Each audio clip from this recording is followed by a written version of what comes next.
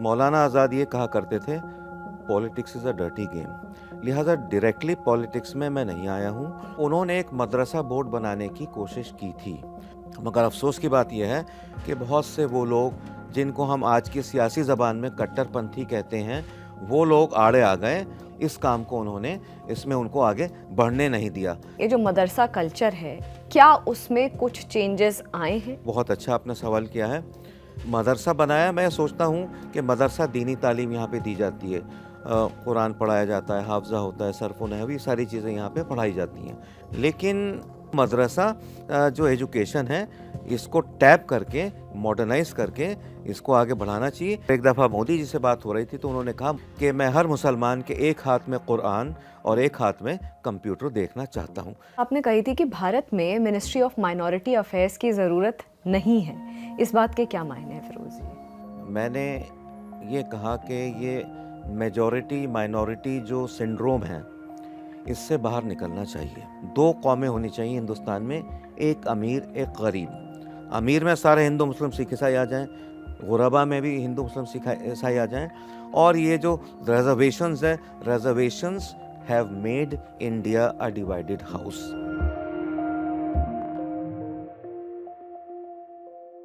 नमस्कार, जागरण डायलॉग्स में आप सभी का स्वागत है। मैं हूं स्मृति रस्तोगी। आज हमारे साथ एक ऐसी शख्सियत हैं जो एक एजुकेशनिस्ट हैं। ये फॉर्मर चांसलर रह चुके हैं मौलाना आज़ाद नेशनल उर्दू यूनिवर्सिटी के। इसके अलावा एक और बड़ी और ख़ास बात, ये ग्रैंड नेफ्यू हैं देश के पहले एजुकेशन मिनिस्टर मौलाना अबुल कलाम आज़ाद के। हमारे साथ हैं फिरोज़ बख्त अहमद जी। आपका बहुत बहुत स्वागत है। बहुत बहुत शुक्रिया स्मृति साहिबा कि आपके जागरण चैनल ने मुझे याद किया। मैं हमेशा जागरण के लिए हाजिर हूँ। मैं आपसे फिरोज़ जी यहाँ से शुरुआत करना चाहूँगी कि देश के प्रथम एजुकेशन मिनिस्टर की लीनेज जो है, लेगेसी है, वो हैं आप में, देखते हैं आप हैं। 70-75 साल आज़ादी को हो गए और ये जो पूरा ड्यूरेशन रहा है 75 सालों का आज़ादी का, उसमें जो आपकी यात्रा रही है, आपकी जर्नी रही है, मैं, क्योंकि आप ग्रैंड नेफ्यू हैं, मैं शुरुआत मौलाना आज़ाद जी से ही करूँगी। वहाँ से लेकर यहाँ तक की जो जर्नी रही है आपकी, कंपेयर टू अदर लेगेसीज, चाहे मैं बात करूँ गांधी लेगेसी की, क्या अंतर आपने अपनी इस जर्नी में देखा है? देखिए, ऐसा है स्मृति साहिबा कि ये एक आपने बड़ा टचिंग सवाल मुझसे पूछा है, पर्सनल भी है। लेकिन चूँकि जागरण का मतलब है लोगों को जगाना, तो मैं इसका जवाब ज़रूर दूँगा आपको। आपने पूछा है कि जो लेगेसी है मौलाना आज़ाद की, I am proud of that, ठीक है। लेकिन मैंने इसको कभी भी इस ये लेगेसी इम्पॉर्टेंट है तो मैं मानता हूँ, लेकिन कभी भी मैंने इसको भुनाया नहीं। इसको मैंने कभी इसको किसी भी तरीके से politically, educationally, I am a self made man, proud of being a वंशज ऑफ मौलाना आज़ाद। लेकिन मैं इसको कंपेयर नहीं करता। आपने अभी नाम लिया गांधी लेगेसी का या फिर नेहरू लेगेसी का या कोई भी लेगेसी है, ठीक है। They are entitled to that legacy, जो भी लोग हैं आजकल हैं या नहीं हैं। मैं कभी कंपैरिजन में विश्वास नहीं रखता। मैंने हमेशा ये बात समझी है, मौलाना आज़ाद ये कहा करते थे, politics is a dirty game. लिहाजा डायरेक्टली पॉलिटिक्स में मैं नहीं आया हूँ। और कभी उन्होंने ये भी बात कही थी कि education is of Paramount importance, बहुत ज़्यादा अहमियत है तालीम की। मैंने अपने को तालीम से ही जोड़े रखा, ठीक है। क्योंकि teachers are the torch bearers of the nation.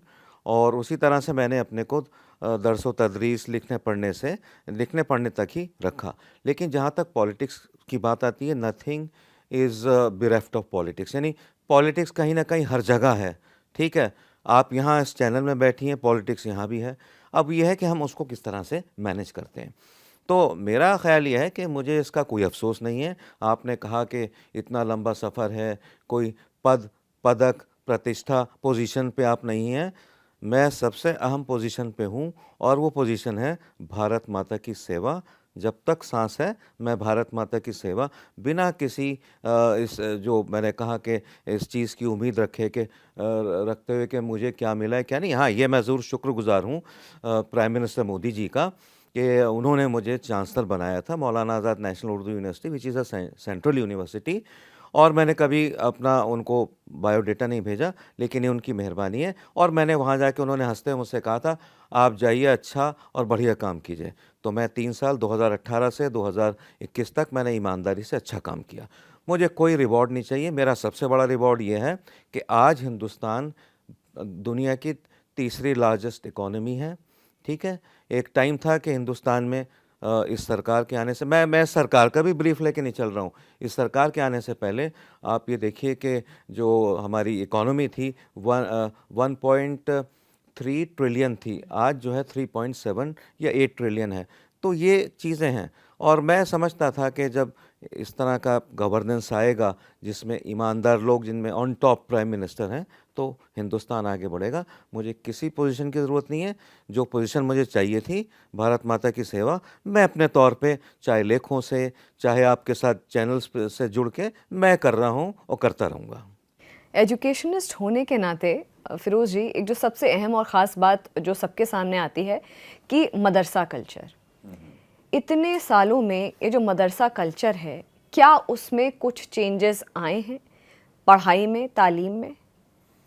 देखिए, तालीम से जो आपने सीधा मदरसा कल्चर से जोड़ा है, हैट्स ऑफ टू यू, बहुत अच्छा आपने सवाल किया है। मैं आपको एक बात बताऊं कि लाखों मदरसे हैं हिंदुस्तान में, हर मस्जिद से एक मदरसा अटैच होता है। तो ठीक है, मदरसा बनाया, मैं सोचता हूँ कि मदरसा दीनी तालीम यहाँ पे दी जाती है, कुरान पढ़ाया जाता है, हाफ़ज़ा होता है, सर्फ़ व नहवी सारी चीज़ें यहाँ पे पढ़ाई जाती हैं, ठीक है। लेकिन मैं ये सोचता हूँ कि वो मदरसा तालीम कि जिसमें लाखों बच्चे कुरान जैसी इतनी मोटी किताब को बग़ैर किसी ज़ेर ज़बर पेश का जो तलफ़्फ़ुज़ है, उसका उच्चारण है, उसकी गलती के बग़ैर याद कर लेते हैं, और बहुत से रमज़ान के दिनों में 30 दिनों में या 10 दिनों में उसको पूरा सुना देते हैं। उस दिमाग को टैप करना चाहिए मदरसा सिस्टम को। जैसे मुझे याद आता है, again I am not taking anybody's brief, कि हिमंता बिस्वा शर्मा जो कि चीफ मिनिस्टर हैं आसाम के, उन्होंने एक बड़ी अच्छी बात कही थी पांचजन्य के एक कॉन्क्लेव में, कि मैं ये चाहता हूँ कि मदरसे का बच्चा कुरान भी पढ़े, ठीक है, वो अपनी संस्कृति से भी जुड़ा रहे, लेकिन साथ ही साथ मैं चाहता हूँ कि इन मदरसों से डॉक्टर्स आएँ, इन मदरसों से प्रोफेसर्स आएँ, साइंटिस्ट आएँ, आर्किटेक्ट आएँ, वगैरह वगैरह। तो मदरसा सिस्टम उस लाइन पे मैं समझता हूँ अब चल रहा है, शुरू हो गया है। और यूपी के अंदर भी जो है और राजस्थान में भी मैंने देखा बहुत से मदरसे, दे आर गेटिंग मॉडर्नाइज। एक एग्जांपल दे के मैं अपना जवाब पूरा करूंगा स्मृति बहन, कि एक राजस्थान में एक जयपुर के पास रामगढ़ है एक जगह, वहाँ पे एक बड़ा ज़बरदस्त मदरसा चल रहा है, मैं नाम लूँगा उसका, मुझे पता नहीं, आप चाहे एडिट कर दें बाद में। उसका नाम है जामियातुल हिदाया। वहाँ पे हिंदी भी पढ़ाई जाती है, वहाँ पे स्पोर्ट्स भी है, वहाँ पे साइंस भी है, और साथ ही साथ ये कुरान की एजुकेशन भी है। वहाँ के बच्चे वहाँ से निकल के, एक बच्चा जो है यूनाइटेड स्टेट्स किसी कंप्यूटर प्रोग्राम में लग गया, कोई किसी बैंक में चला गया। तो मदरसा जो एजुकेशन है, इसको टैप करके, मॉडर्नाइज करके इसको आगे बढ़ाना चाहिए, क्योंकि आप ये देखिए कि अगर मदरसे के बच्चे, मुस्लिम बच्चे आगे नहीं बढ़ेंगे तो हमारा मुल्क हिंदुस्तान भी पीछे रहेगा। एक बहुत ही जो आम बात ये देखी गई है फिरोज़ जी कि क्योंकि आपने मॉडर्नाइजेशन ऑफ मदरसा एजुकेशन की आप बात कर रहे हैं, एक जो बहुत आम चीज़ देखी गई है कि जो भारत में प्रेवलेंट है कि एक हुनर होना, एक सेट ऑफ स्किल होना बहुत ज़रूरी है।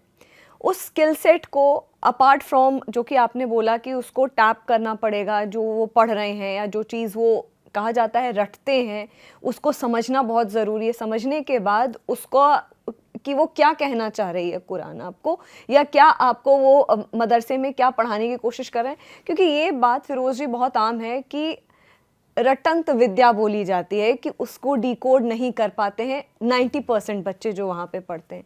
क्या कहेंगे? नहीं, आपने एक बार फिर मुझसे बहुत ही एक मैं समझता हूँ कि मदरसा एजुकेशन के ताल्लुक़ से एक अच्छा सवाल पूछा है। ये रटंत वाली चीज़ को भी मैं आपको क्लियर कर दूँ। ये जो आप रटंत कह रहे हैं ना, कुरान को ये बच्चे रटते हैं, याद कर लेते हैं। फिर अभी मैंने कहा था ना, बगैर किसी मिस्टेक के याद कर लेते हैं। वो एक सिलसिला है, ठीक है। लेकिन मैं चाहता हूँ उसको साथ ही साथ वो उर्दू के तर्जुमे या हिंदी के तर्जुमे या अंग्रेज़ी या जो भी उनकी इलाक़ाई भाषा है, बंगाली है या उड़िया है या असमीज़ है या तेलुगु है, जो भी है, उसके साथ भी अगर उसको समझेंगे तो मेरे ख़्याल से क्लैरिटी ज़्यादा होगी।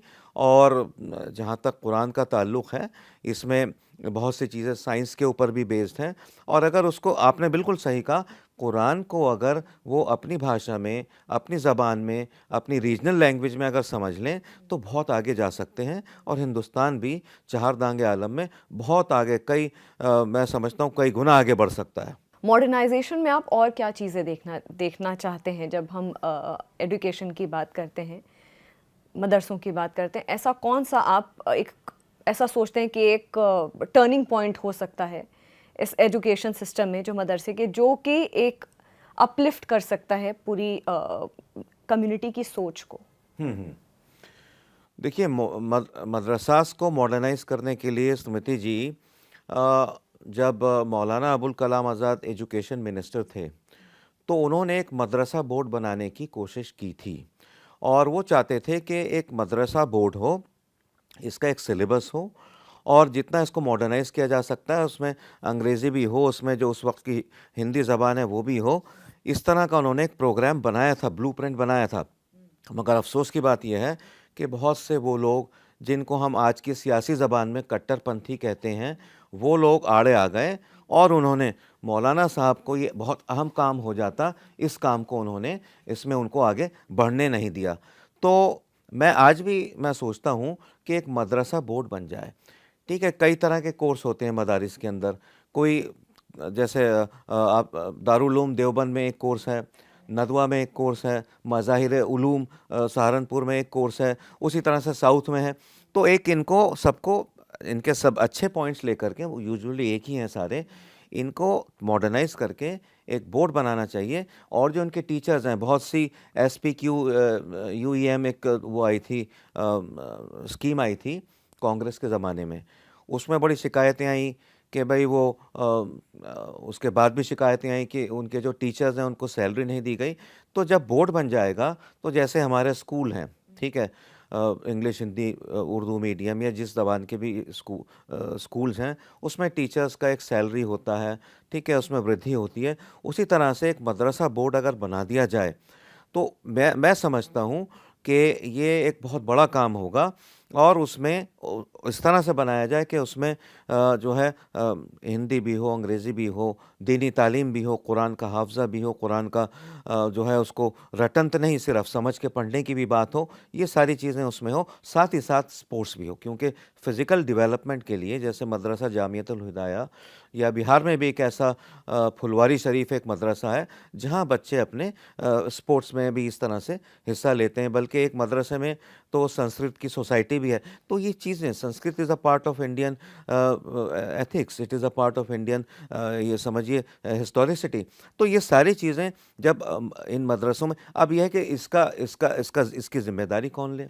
इसकी शुरुआत जो है हिमंता बिस्वा शर्मा ने की है। कैसे कर रहे हैं मुझे पता नहीं, लेकिन अगर इसमें योगी जी भी इसमें शामिल हो सकते हैं, क्योंकि ये काफ़ी फायर ब्रांड नेता हैं। They are go getters, Modi ji की लाइन पे जो ये करना चाहते हैं कर लेते हैं। तो अगर थोड़े से मिलके, और उसमें जो एक्सपर्ट्स हैं मदरसा एजुकेशन के, जो उलमाए दीन हैं, मुदब्बिर हैं, मुफक्किर हैं, और भी लोग हैं, इंटेलेक्चुअल्स हैं, कुछ हमारे जैसे लोग हैं जो तालीम के बारे में लिखते पढ़ते रहते हैं, एक इस तरह की एक ग्रुप बन जाए तो मैं समझता हूँ। और ये सरकार, मैं बता दूँ, it's a well meaning government, Muslims के लिए बहुत वेल मीनिंग गवर्नमेंट है। और एक दफ़ा मोदी जी से बात हो रही थी तो उन्होंने कहा, मुसलमान हमारी संतान की माफ़िक हैं, हम उनके साथ बराबरी का सलूक करना चाहते हैं। और एक और उन्होंने बात कही थी, और I think he means it, कि मैं हर मुसलमान के एक हाथ में कुरान और एक हाथ में कंप्यूटर देखना चाहता हूँ। जब सरकार ये सब करना चाह रही है तो मुस्लिम कौम को तो लिपट जाना चाहिए था, मोदी जी से चिपट जाना चाहिए था कि लाओ भाई कंप्यूटर लाओ। लेकिन थोड़े से कुछ लोग ऐसे हैं जो मुस्लिम कौम को बहलाते फुसलाते हैं, भटकाते हैं, भड़काते हैं, और सही रास्ते पे। लेकिन मैं समझता हूँ मैंने कहीं अब आजकल तो हम तो देखिए स्मृति साहिबा, हम तो उस दौर के हैं कि हम तख्ती पे अलिफ बेते का खा गा लिखते थे। ड्राइंग फाइल्स हमारी थी, पेंसिल से और क्रेयॉन से ड्राइंग बनाते थे। अब आजकल का ज़माना तो स्मार्टफोन का है। हिंदू मुस्लिम सिख ईसाई हमेशा से, बल्कि मुझे एक लाइन याद आती है कि मुझको सुकून मिलता है मेरी अजान से, भारत सुरक्षित है गीता के ज्ञान से। यही मिली जुली साझा विरासत है हमारी, उसी से मुल्क सदियों किरणों से चल रहा है। अब मैं समझता हूँ ये सरकार भी इसी की कोशिश कर रही है। और एक मैं और बात कह दूँ, ज्वलंत है थोड़ी सी, कुछ लोगों को पसंद नहीं आएगी, कि जब मोदी जी आने वाले थे 2014 में, पहले तो पता नहीं था कि बनेंगे वज़ीर आज़म। नहीं, उनके आने से पहले अरे साहब यहाँ ये होगा, मारकाट होगी, लोगों ने देख लिया 10 साल में ऐसा कुछ नहीं हुआ। ये सरकार जो है, चाहे वो अमित शाह हों, चाहे वो एनएसए हों हमारे अजीत डोभाल, चाहे वो पूरा ये सिस्टम हो, ठीक है, ऊंच नीच होती है, लेकिन this system is well meaning to all the communities. और ये सरकार बीजेपी की सरकार नहीं है, ये आरएसएस की सरकार नहीं है। बहुत अच्छा नारा है, नारा का अच्छे भी होते हैं, उसमें अमल भी होता है। सबका साथ, सबका विकास, सबका प्रयास इसमें शामिल है, सबका विश्वास भी शामिल है। फिरोज जी, कई बातें आपने मेरे पुराने जो इससे पहला वाला सवाल था, कई बातें आपने कही और कई सवाल भी मेरे उन इन बातों से आए हैं। सबसे पहली बात, जैसे जो आपने बोला कि वो रटंत विद्या वाली बात है, जैसे आपने संस्कृत का भी जिक्र किया। हमारी संस्कृत के जो श्लोक हैं उनको डिकोड करने के लिए क्या मीनिंग है, उनको हिंदी और इंग्लिश में भी हम समझते हैं। जैसे गीता हिंदी, इंग्लिश और भी रीजनल लैंग्वेजेस में अवेलेबल हो गई, ताकि वो समझ बेहतर बने। उन जो सब्जेक्ट्स हैं, वेद हैं, पुराण, उनको सिंप्लीफाई करने की कोशिश की गई है। तो आप, क्योंकि कई सवाल हैं, तो पहला ये कि सिंप्लीफिकेशन के लिए आप क्या कहेंगे कि जैसे हम प्रयास कर रहे हैं वेदों को या उपन्यास को या पुराण को, जितने भी स्क्रिप्चर्स हैं, उनको सिंप्लीफाई करें ताकि आम जनता, जो आज का प्रेजेंट युवा है, वो समझ पाए। नहीं, I appreciate you are really enlightened as far as the field of education is concern. मुझे पता नहीं आपकी एजुकेशनल क्वालिफिकेशन क्या है, लेकिन आपकी उसमें बड़ी गहराई और गहराई है। मैं आपके सवाल का जवाब देता हूँ। देखिए, ये जो स्क्रिप्चर्स हैं, चाहे वो संस्कृत में हों, चाहे वो जैसे हमारे मुस्लिम्स के अरबिक में हैं, आप बिल्कुल सही कह रही हैं, इनको आम भाषा में लाना चाहिए। और चाहे वो पुराण हो, चाहे वो गीता हो, चाहे वो रामायण हो, चाहे वो कुरान हो, चाहे वो गुरु ग्रंथ साहिब हो, चाहे बाइबल हो, कोई भी हो, चाहे बौद्ध कोई स्क्रिप्चर हो, इन सब का थोड़ा-थोड़ा पोर्शन, शायद बहुत से लोग मुझसे रज़ामंदी ना रखें, ये 5वीं से लेके 12वीं तक के जो लिटरेरी टेक्स्ट हैं, इसमें आना चाहिए, ठीक है? ताकि बच्चों को पता हो, अच्छा ये हिंदू हैं तो ये इसलिए होली मनाते हैं, ये मुसलमान हैं इसलिए इनके यहाँ रमज़ान आता है, ये बौद्ध हैं तो ये अपना स्पेशल दिन इसलिए मनाते हैं, ये बड़ा दिन ईसाइयों में यूँ होता है।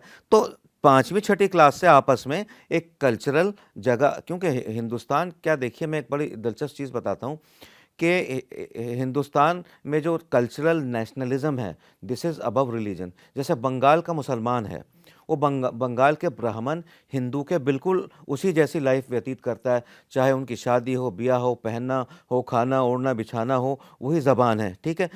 मज़हब है, ठीक है, मस्जिद में उन्होंने नमाज़ पढ़ ली और ब्राह्मण साहब ने मंदिर में अपना पूजा कर ली। तो ये कल्चरल नेशनलिज्म हिंदुस्तान की इतनी बड़ी खूबसूरती है कि दुनिया के किसी खित्ते में, किसी कोने में ये चीज़ नहीं पाई जाती। इसको भी मैं सोचता हूँ सरकार को टैप करना चाहिए कि वी आर ऑल, जैसे हमारा डीएनए एक है, ठीक है? ये कहते हैं हम हज़रत जो है मतलब आदम अलैहिस्सलाम से आए हैं, वो ठीक है, मैं उसकी मुखालफत नहीं करता। लेकिन अगर एक शख्स जो कि सब हिंदू मुसलमानों को जोड़ना चाहता है, जैसे डॉक्टर मोहन भागवत हैं, कहते हैं हमारा डीएनए एक है, बिल्कुल सही है, मैं इसमें विश्वास रखता हूँ, हमारा डीएनए एक है और मतलब हम सब भाई-भाई हैं, ये कहने की ज़रूरत नहीं है। ठीक है, हमारी पूजा की जो पद्धतियाँ हैं, वो अलग हो गए, लेकिन हम सब भाई हैं। जी। एक और बात आपने कही थी कि भारत में मिनिस्ट्री ऑफ माइनॉरिटी अफेयर्स की ज़रूरत नहीं है। इस बात के क्या मायने हैं फिरोज़ जी? देखिए ऐसा है, मैंने ये कहा कि ये मेजॉरिटी माइनॉरिटी जो सिंड्रोम है, इससे बाहर निकलना चाहिए। क्योंकि मुस्लिम्स, अल्लाह का शुक्र है, माशाल्लाह, by the grace of God, they are no more a minority, they are like, जैसे मौलाना अबुल कलाम आज़ाद भी कहा करते थे, they are a second majority, ठीक है? और माइनॉरिटी मेजॉरिटी से आप उनको मतलब क्यों क्यों मतलब अलग कर रहे हैं? मैं तो ये सब बना रखे हैं दलित वगैरह। देखिए सिर्फ दो कौमें होनी चाहिए हिंदुस्तान में, एक अमीर एक गरीब। अमीर में सारे हिंदू मुस्लिम सिख ईसाई आ जाएं, गुरबा में भी हिंदू मुस्लिम सिख ईसाई आ जाएं। और ये जो रिजर्वेशंस है, reservations have made India a divided house. ठीक है, मैं थोड़ा सा बता रहा हूँ, बहुत सी ऐसी रिजर्वेशंस ऐसे लोगों को दी जाती हैं कि वो उनको ज़रूरत नहीं है। बहुत से ब्राह्मण बेचारे ऐसे हैं कि उनके पास अपने बच्चों की महीने की फ़ीस देने को नहीं है, कहने को तो ऊंची ज़ात है। ये सिस्टम जाना चाहिए। रिजर्वेशंस गरीबों को देनी चाहिए, वो हिंदू हो, मुस्लिम हो, सिख हो, ईसाई हो। ये it should not be politicised. Ram मंदिर के विषय में जैसा आपने अभी जिक्र भी किया, ये जो पूरा विषय है इसके बारे में आप क्या कहेंगे? देखिए स्मृति साहिबा, बहुत अच्छा सवाल है, बहुत सेंसिटिव भी है, और करोड़ों लोग इसको हिंदुस्तान और हिंदुस्तान से बाहर देखेंगे। तो इससे पहले कि मैं आपका एक जवाब दूं, मेजर जवाब दूं, एक माइनर मैं जवाब से शुरू करता हूं। अयोध्या मेरा अक्सर जाना हुआ है, और जब राम लल्ला टेंट में थे तब भी मेरा जाना हुआ, और मैं बड़ा, मुझे अफसोस होता था कि क्या है वो, क्या है अयोध्या। अयोध्या ऐसे ही है कि जैसे हमारा मक्का। ठीक है, मक्का माशाल्लाह से बहुत दुनिया जानती है कितना हाईली डेवलप्ड है। तो मैं सोचता था क्यों ना जहाँ राम लल्ला टेंट में धूप में बारिशों में सर्दियों में बैठे हुए हैं, क्यों ना वो भी उस तरह से डेवलप हो। ये ख्वाहिश मेरी थी। ठीक है, और उससे हट के मैं थोड़ा सा मैं सोशल उस पर जा रहा हूँ। आज जो ये नगरी है, अयोध्या की नगरी, this is like Vatican today. ये बैतलहम की तरह है, ये मक्का की तरह हो गई है। और यहाँ के जो रहने वाले हिंदू मुस्लिम सिख ईसाई जो भी हैं, उनके समझिए कि उनके लिए तो जन्नतुल फिरदौस, गॉड स्पॉट बन गया है। इसका सबसे बड़ा फायदा मजहब से ऊपर, ठीक है, राम लल्ला का जो मंदिर है उससे भी ऊपर उठ के ये हो गया। ये बड़े खूबसूरत सोने जवाहिरात की जो है ये नगरी बन चुकी है। सब लोग यहाँ खुश हैं, हिंदू भी खुश हैं, मुसलमान भी खुश हैं। यहाँ पर मंदिर में आने से पहले जो मिठाई बेचने वाले मुस्लिम हैं, फूल बेचने वाले मुस्लिम हैं, उनकी भी मतलब ये समझिए कि ये 5 उंगलियां घी में है। तो कहने का मकसद ये, अब मैं आता हूँ जवाब पे। देखिए हज़ारों साल से लड़ाई चल रही है। बैतुल लहम में, जिसको उर्दू में अंग्रेज़ी में बैतलहम बोलते हैं, वहाँ जुडाइज़म का है, ईसाइयों का है, मुसलमानों का भी है। ठीक है, हमारा मक्का है। ठीक है, सबके हैं। बौद्ध धर्म का भी बहुत बड़ा कई कई स्थान है, जैनिज़्म का भी है। ठीक है, तो फिर हिंदुओं का क्यों नहीं है? अब वहाँ पे डिस्प्यूट बना दिया कि यहाँ हिंदू कहते हैं रामलला पैदा हुए थे, मुसलमान कहते हैं नहीं जी यहाँ वो नहीं पैदा हुए थे, मीर बाकी ने जैसे कहा जाता है कि मंदिर को तोड़ के यहाँ मस्जिद बनाई। मेरा इसमें यह है कि देखिए इस्लाम एक बात को कहता है, बहुत अहम बात कहने जा रहा हूँ, कोई भी डिस्प्यूटेड जगह है, इस्लाम हर हदीस में ये बात मेंशन्ड है, डिस्प्यूटेड जगह पे आप कोई मस्जिद नहीं बना सकते, कोई खानका, कोई मदरसा नहीं बना सकते। एक दफ़ा का जिक्र है कि इस्लाम जब फैल रहा था, prophet Muhammad peace be upon him, तो आपको आपके बहुत से फॉलोअर्स थे, बहुत से लोग बड़े जोशीले होते हैं। ठीक है ना, कुछ लोगों ने क्या किया कि जोश में आकर के एक कोई यहूदी था, उसका पैच ऑफ लैंड लेके मतलब कब्ज़ा करके उस पर मस्जिद की दीवारें खड़ी करनी शुरू कर दी। वो बेचारा भागा फिरता रहा, शिकायतें करता रहा, किसी ने उसकी नहीं सुनी। वो उसने कहा भाई या तो पैसा दो और नहीं तो मेरा लैंड वापस करो। किसी ने उससे कहा कि अरे भाई तुम ऐसा है, ये बड़े अमीन हैं, बड़े ईमानदार हैं, prophet Muhammad peace be upon him, इनके नेता के पास चले जाओ। तो उस यहूदी ने कहा अरे ये नेता क्या इनकी बात मानेंगे जब ये उनके फॉलोवर्स ही। किसी ने कहा नहीं चले जाओ, ट्राई योर लक। तो उसने कहा चलो ठीक है, let me try my luck. वो थक हार के prophet Muhammad peace be upon him उनके पास चला गया। उन्होंने कहा क्या बात है कि आपके जो फॉलोवर्स हैं, आपके जो चाहने वाले हैं, उन्होंने मेरी ज़मीन पे मेरी इजाज़त के बग़ैर और मुझे पैसा दिए बग़ैर, ख़रीदे बग़ैर मस्जिद बनानी शुरू कर दी। तो आपने कहा prophet Muhammad peace be upon him कि इंक्वायरी करो। इंक्वायरी करी तो उन्होंने ये पाया कि वो यहूदी ठीक कर रहा है। उन्होंने कहा कुदाल लाओ, सारी दीवारें गिरा दी, उसकी ज़मीन उसको वापस कर दी। इस्लाम का तो सिलसिला ये है। तो अगर कहीं किसी ने इस तरह से कुछ किया है तो वो गलत है। लेकिन साथ में मैं इसके स्मृति साहिबा एक बात और कहना चाहूँगा कि अगर किसी ने पास्ट में कोई गलती करी है, जैसे औरंगज़ेब का नाम आता है, उसके ताल्लुक से टॉइनबी भी जब आज़ाद लेक्चर देने आए थे यहाँ पे, पंडित जवाहरलाल नेहरू ने बुलाया था उनको आज़ाद भवन में। हर साल एक आज़ाद लेक्चर होता है, पता नहीं शायद वो बंद हो गया है। आज़ाद के नाम में जो स्कॉलरशिप दी जाती थी उसमें माइनॉरिटी मिनिस्ट्री से वो भी चली गई, उसको जारी करना चाहिए। Let us be balance. तो टॉइनबी ने कहा था कि मैं लेक्चर तो दे रहा हूँ, लेकिन अभी तक जो औरंगज़ेब ने उस मंदिर को जो है ध्वस्त किया था, वो अभी वहाँ पे मस्जिद बाकी है। ये आई एम नॉट अ हिस्टोरियन, ये चीज़ें मैं पढ़ के बता रहा हूँ। मेरे कहने का मकसद ये है कि कोई भी डिस्प्यूटेड जगह हो वहाँ पे मस्जिद आप नहीं बना सकते, और अगर मस्जिद किसी ने बना ली है, ठीक है, और उसको ध्वस्त किया गया है, तो पुराने ज़माने में किसी सुल्तान ने, किसी बादशाह ने, किसी शहंशाह ने कोई अगर गलती की है तो उसका बदला आज के मुसलमानों से नहीं लेना चाहिए। क्योंकि हिंदुस्तान, जैसे सर सैयद अहमद ने कहा था, एक खूबसूरत दुल्हन है, और उस खूबसूरत, उस बहुत ही बेविचिंग जो दुल्हन है, उसकी दो आंखें हैं, एक आंख है हिंदू और एक आंख है मुसलमान। तो इसी तरह से हमें रहते चले आना चाहिए, चाहे वो मॉब लिंचिंग हो, इस तरफ हो या उस तरफ हो, ये इन चीज़ों से बचना चाहिए। हिंदुस्तान देखिए स्मृति बहन, एक विश्व गुरु बनने जा रहा है। विश्व के पटल पे हिंदुस्तान ने, जैसे स्मृति ईरानी सऊदी अरब चली गई, अपने उसमें साड़ी में चली गई, सर भी उन्होंने कवर नहीं किया मदीना की मस्जिद में। तो इससे पता चल रहा है कि वसुधैव कुटुंबकम का जो पैगाम है वो न सिर्फ सऊदी अरब में, न सिर्फ मिडल ईस्ट में, बल्कि वो यूक्रेन में, रशिया में, चहारदांगे आलम, तमाम दुनिया में जा रहा है। और वो जाना चाहिए, और वो जब ही जाएगा जब हमारे अंदर जो आग धधक रही है कुछ लोगों में, चाहे वो हैदराबाद के कुछ लोग हों जो भड़काते हैं मुसलमानों को, चाहे यूपी के कुछ लोग हों, मैं किसी का नाम नहीं लेना चाहता, आप सब जानते हैं। मैं चाहता हूँ वो सब भी साथ आएँ, मोदी जी के साथ आएँ। मैं मोदी जी का ब्रीफ लेके नहीं चल रहा हूँ, मैं उनका रिश्तेदार नहीं हूँ, ठीक है, ना ही मुझे उनसे किसी तरह की कोई तवक्को है। हाँ, भारत माता से सारी तवक्को है। और मैं ये बात फिर अक्सर मैं बात कहता हूँ, मुझे लोग मोदी भक्त कहते हैं, कोई फ़र्क नहीं पड़ता। मैं अल्लाह मियाँ का भी भक्त हूँ, prophet Muhammad peace be upon him आपका भी भक्त हूँ।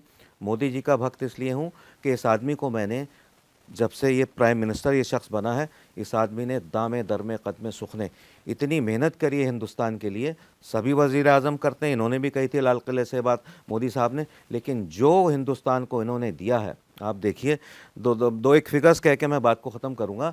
आप ये देखिए कि एक ज़माना था कि हिंदुस्तान में 2014 से पहले इकॉनमी हमारी, मैंने कहा कि 1.8 ट्रिलियन थी, अब 3.7 ट्रिलियन हो गई।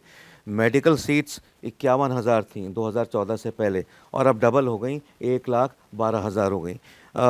2014 से पहले मेडिकल कॉलेज 387 थे, आज 680 हो गए। डबल हो रहा है 10 साल में, जो 70 साल में था उसका डबल 10 साल में हो रहा है। एयरपोर्ट्स 74 थे, अब कितने हो गए, 160, 161 हो जाएंगे। कि और सड़कें थीं 27,000 किलोमीटर थीं, अब डबल हो गई, 56,000 किलोमीटर हो गई। हर फील्ड में काम हुआ है। आप ऑपोजिशन, ये थोड़ा सा फिर पॉलिटिकल हो गया, ऑपोजिशन का काम ही यही है कि आपको क्रिटिसाइज़ करते रहें, सही तरीके से करें तो हम उनके साथ हैं, लेकिन कीड़े निकालें ख्वाह मख्वाह, अगर होते हुए काम को जो है वो डिनाई करें, मतलब आंखों में धूल झोंकें, तो ये बात ठीक नहीं है। और मैं एक बात को कह के, इस सवाल का जो जवाब है आखिर में, जो मैं अक्सर कहता हूँ मोदी जी के लिए, इसको मुझे कहा जाता है, मैं मोदी भक्त हूँ, कि मोदी जैसा दमदार, दिलदार, जानदार, शानदार, कामदार, सेवादार, वज़ादार, वफ़ादार एंड अबव ऑल ईमानदार वज़ीर आज़म हिंदुस्तान में ना अब तक आया है, आगे आने की संभावना नहीं है, आ जाए तो बहुत अच्छा है। खैर, ये बात तो अच्छी कही आपने, लेकिन जो आखिरी सवाल अब मेरा ये है कि यूनिफॉर्म सिविल कोड भारत में लाए जाने की जो बात चल रही है, क्या लगता है आपको कि कैसा रहेगा ये पहल, कैसी रहेगी ये पहल, और आगे का आप जो रास्ता देखते हैं, रोड मैप देखते हैं यूनिफॉर्म सिविल कोड आने के बाद, कैसा देखते हैं आप? हाँ, देखिए ये भी एक थोड़ा सा एक ज्वलंत सवाल है आपका। देखिए यूनिफॉर्म का मतलब है यूनिफॉर्मिटी, ठीक है। और मैं समझता हूँ कि हिंदुस्तान जैसा मुल्क है, उसमें बहुत सी चीज़ें हैं, तरह-तरह की चीज़ें हैं। कई लोग ये कहते हैं कि यूनिफ़ॉर्मिटी से जो अलग-अलग उनके खूबसूरत रंग हैं, यूनिफ़ॉर्म एक ही रंग हो जाएगा, चाहे वो भगवा रंग हो, हरा रंग हो, सफ़ेद रंग हो, मज़ेदारी नहीं रहेगी। लेकिन इसको थोड़ा गलत तरीके से आँका जाता है। मैं ये चाहता हूँ, देखिए मैं चूँकि एजुकेशन से मेरा ताल्लुक़ है, मैं ये यूनिफ़ॉर्म सिविल कोड की या इंडियन सिविल कोड की बात शुरू करूँगा एजुकेशन से। देखिए क्या है कि भले ही मैं जो है वंशज हूँ मौलाना अबुल कलाम आज़ाद का, लेकिन मेरे हालात पर्सनल लाइफ मैं नहीं शेयर करना चाहता इस टेलीविज़न चैनल के ऊपर। पर्सनल लाइफ डिस्टर्ब रही है, ठीक है? तो मेरी मदर को मेरे फादर छोड़ के कोलकाता चले गए थे, नूरुद्दीन साहब, वो एक अलग चैप्टर है, फिर कभी देखेंगे। तो उन्होंने कोशिश ये की मेरी मदर ने कि मेरा दाखिला एक अच्छे स्कूल में हो जाए। डीपीएस मथुरा रोड गईं, टेस्ट वेस्ट लिया, नहीं हुआ। सेंट ज़ेवियर्स गईं, नहीं हुआ। तो मैं एक छोटे से उन्होंने मदरसा तो नहीं, एक उर्दू माध्यम स्कूल था, तालीमी समाजी मरकज़, पास में बल्ली मरान हम रहते थे, गली कासिम जान, वहाँ उन्होंने दाखिला करा दिया। तो मैं सोचता हूँ कि जैसे विदेशों में एक यूनिफॉर्म सिस्टम होता है एजुकेशन का, यहाँ यहाँ होना चाहिए। क्यों भाई डून स्कूल में भेजो बच्चे को, क्यों भाई मॉडर्न स्कूल में भेजो, क्यों ना सरकारी स्कूल में। ऐसा सरकारी स्कूल नहीं जो दिल्ली सरकार कहती है हमने सारे सरकारी स्कूलों को जो है हमने बहुत ही हाईली डेवलप कर लिया। नहीं, सही मानों में हर स्कूल जो है मॉडर्न स्कूल की तरह, हर स्कूल जो है डीपीएस की तरह होना चाहिए, या किसी भी अच्छे स्कूल की तरह होना चाहिए। नाम भले ही मैंने ले दिए हों, ताकि यूनिफॉर्मिटी इन एजुकेशन आए। अगर यूनिफॉर्मिटी इन एजुकेशन आ गई तो ये मुल्क, मैं कहता हूँ, already it is on a fast track to becoming the world leader, और जल्दी विश्वगुरु बन जाएगा। अच्छा, आप दूसरी बात लीजिए, यूनिफॉर्म सिविल कोड का सबसे ज़्यादा फ़ायदा ख़वातीन को होगा, लेडीज़ को होगा। क्यों? क्योंकि अनफॉर्चुनेटली ऐसा होता है हमारे यहाँ, ये जो ट्रिपल तलाक थी 370 के ज़रिए इसको हटा दिया गया है। तो बहुत से घर जो जल सकते थे, जो मतलब ख़त्म हो सकते थे, ये यूनिफॉर्म सिविल कोड का ही मैं समझता हूँ एक उनसुर है, ये ट्रिपल तलाक को हटाना। तो ये सबसे ज़्यादा जो है महिलाएं, मुस्लिम महिलाएं जो हैं परेशान होती थीं, और यूनिफॉर्म सिविल कोड आ जाएगा तो एक ऐसा कोड आ जाएगा। देखिए क्या है, इस्लाम के अंदर सबसे ज़्यादा जो ख़राब चीज़ है prophet Muhammad peace be upon him और अल्लाह मियाँ के भी नज़दीक, वो है तलाक़ देना। जब कोई मर्द किसी औरत को तलाक़ देता है तो आसमान जो है हिल जाता है, पहाड़ अपनी जगह से दरक जाते हैं। तो यूनिफॉर्म सिविल कोड आ जाएगा तो इस तरह से 3 बार तलाक़ कह के जो है जो मर्द हैं अपनी ख़वातीन को घर से बाहर नहीं निकाल सकते। तलाक़ तो हसन की बात कर रहे जी, हैं आप, तलाक़ हसन की बात। देखिए, तलाक़ हसन हो या तलाक़ बिदअत हो, तलाक़ तलाक़ होती है। तलाक़ हसन और तलाक़ बिदअत में बड़ा मामूली सा फ़र्क है। तलाक़ बिदअत वो है कि एक ही सिटिंग के अंदर, एक ही बैठक में उन्होंने कह दिया तलाक़ तलाक़ तलाक़, वो औरत पराई हो गई, वो बेचारी क्या करे, उसके बच्चे हैं, उसका बाप गरीब है, भाई उसको नहीं रखना चाहते, बहुत से एग्ज़ाम्पल्स ऐसे हैं। तो लेकिन मैं इसमें ये कहना चाहूँगा, तलाक़ हसन में क्या है, वही जो एक सिटिंग में 3 बार तलाक़ कह दिया जाता है, वो 3 महीने का गैप हो जाता है, 3 माहवारी कहिए या मेंस्ट्रुअल साइकिल कहिए, वो एक ही चीज़ है। कब तलाक़ कैसे फ़ोन पे दे दी, बाय पोस्ट दे दी, या व्हाट्सएप से दे दी, ये क्या हो रहा है, ठीक है? तलाक जो सबसे ज़्यादा, एक आखिर में एक वाक़या मैं बताता हूँ, prophet Muhammad peace be upon him आपके पास एक सहाबा गए, सहाबा फॉलोवर्स, तो उन्होंने कहा मैं अपनी बीवी को तलाक देना चाहता हूँ। आपने पूछा भाई क्या बात हो गई, बुराइयाँ गिनाने लगे, ये बुराई वो बुराई। तो आपने सारी बात सुन ली, आपने उनसे ये कहा कि देखो, तुम्हारी बीवी में 99 बुराइयाँ हैं, कोई एक अच्छाई है? भाई अच्छाई तो होती है, कोई काला कौवा है, उसमें भी कहीं ना कोई एक अच्छाई होती है। तो सहाबा ने कहा हाँ, ये अच्छाई है। तो prophet Muhammad peace be upon him आपने ये कहा, अगर तुम्हारी बीवी में एक अच्छाई है, सिर्फ एक अच्छाई, उस एक अच्छाई को फोकस करते हुए सारी उम्र उसके साथ गुजार दो, उसको तलाक ना दो। यानी there has to be, I mean bonhomie, there has to be attachment. तो ये यूनिफॉर्म सिविल कोड का मकसद यही है, महिलाओं को जुल्म से बचाना। और ये भी कहा जा रहा है कि बड़ा इसको मीडिया ने उछाल दिया, इतनी तलाक़ें नहीं दी जाती। चलो मान लिया नहीं दी जाती, लेकिन अगर एक भी तलाक दी गई तो एक औरत का तो खाना ख़राब हो गया ना। क्यों ख़राब हो? तो यूनिफॉर्म्स, अच्छा देखिए, और सारे जो कोड और सारे जितने भी सारे कानून हैं, वो सारे कानून जो हैं वो सब एक हैं। घर में कोई चोरी कर ले, पुलिस स्टेशन जाते हैं, सारी चीज़ें ठीक है। कोई और बात हो, कोर्ट जाते हैं।